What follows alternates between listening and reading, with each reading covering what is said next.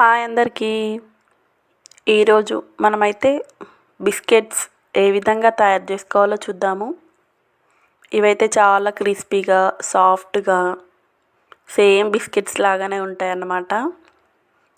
Process అయితే చాలా easy process.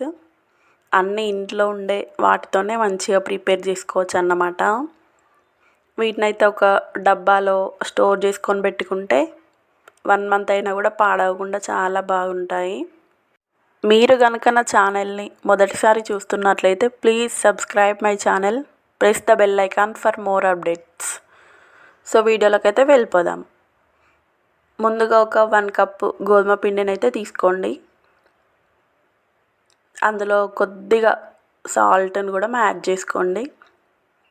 అలాగే ఒక 2 to 3 టేబుల్ స్పూన్ ఆయిల్ని కూడా యాడ్ చేసుకోండి. యాడ్ చేసుకొని మంచిగా కలుపుకోండి.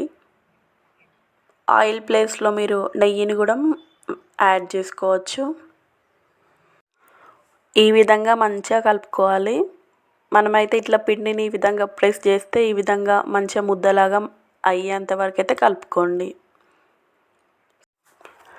ఇప్పుడు మనము 1 కప్పు గోధుమ పిండి తీసుకున్నాం కదా, సో హాఫ్ కప్పు వరకు అయితే షుగర్, అందులోనే ఒక 2 ఇలాచీలను కూడా యాడ్ చేసుకోండి.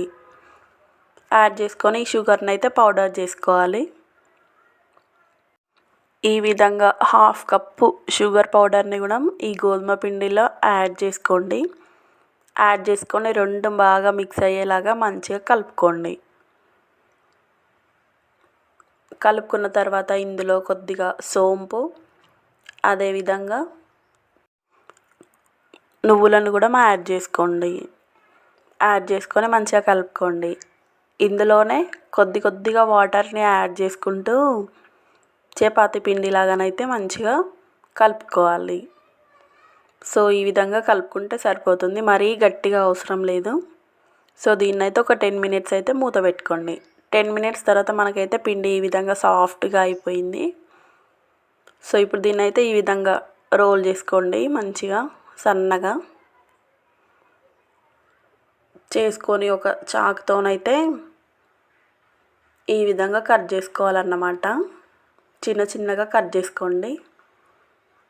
సో మనకైతే ఈ విధంగా వస్తాయి. అన్నీ ఇలానే కట్ చేసుకొని పెట్టుకోండి.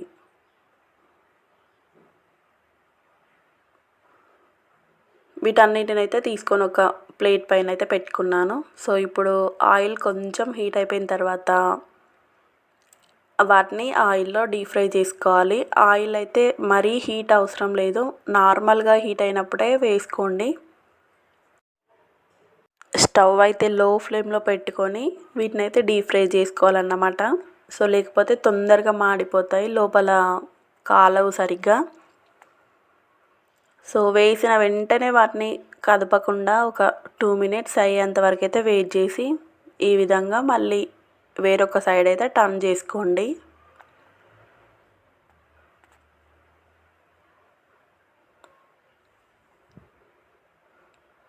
ఈ విధంగా మధ్యలో కొంచెం కలుపుతూ టర్న్ చేసుకుంటూ ఉండండి. సో మనకైతే ఒక మంచిగా కాలిపోయినాయి. ఈ విధంగా ఈ బ్రౌన్ కలర్ వచ్చేంత వరకు అయితే వెయిట్ చేసి తీసుకుంటే సరిపోతుంది. సో మిగిలిన వాటిని కూడా వేసుకున్నాను. వీటిని కూడా తీసి పక్కన పెట్టుకోవాలి. ఇదైతే చాలా సింపుల్ ప్రాసెస్. మనకి ఆయిల్ చూడండి, ఎక్కడ కూడా ఆయిల్ అయితే కనబడట్లేదు. చాలా సాఫ్ట్గా వస్తాయి మంచిగా. వీటినైతే చల్లార్చిన తర్వాత డబ్బాలో అయితే స్టోర్ చేసుకోండి.